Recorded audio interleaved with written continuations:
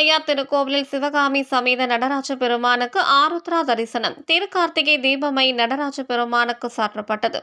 ஆயிரக்கணக்கான பக்தர்கள் சாமி தரிசனம். மாட வீதிகளில் வலம் வந்த சிவகாமி சமேத நடராஜ சுவாமிகள் பக்தர்கள் சாமி தரிசனம்.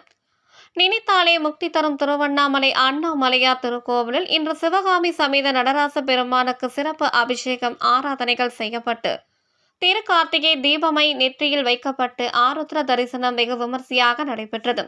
ஆயிரக்கணக்கான பக்தர்கள் சாமி தரிசனம் செய்தனர். சித்திரை மாதம் முதல் பங்குனி மாதம் வரை உள்ள மாதங்களில் மார்கழி மாதத்தினை ஆன்மீக மாதம் என்று கூறுவர்.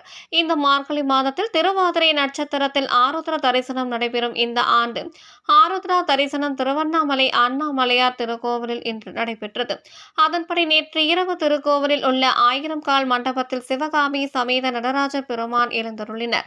இன்று காலை சிவகாமியின் சமேத நடராஜ பெருமானுக்கு அரிசி மாவு, சீயக்காய் தூள், மஞ்சள், பஞ்சாமிர்தம், தேன், பால், பன்னீர், இளநீர், அபிஷேக தூள் உள்ளிட்ட பல்வேறு வாசனை திரவியங்கள் கொண்டு சிறப்பு அபிஷேக ஆராதனைகள் நடைபெற்றது.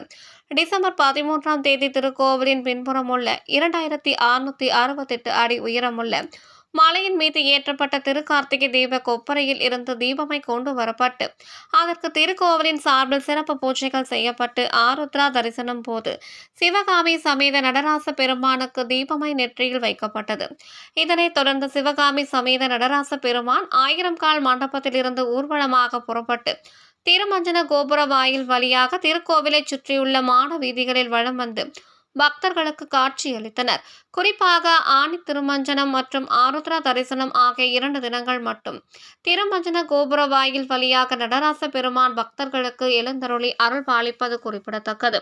திருக்கார்த்திகை தீப திருவிழாவின் போது நெய் காணிக்கை செலுத்திய பக்தர்களுக்கு கோவில் நிர்வாகம் சார்பில் தீப மையானது இன்று முதல் பிரசாதமாக வழங்கப்படும்.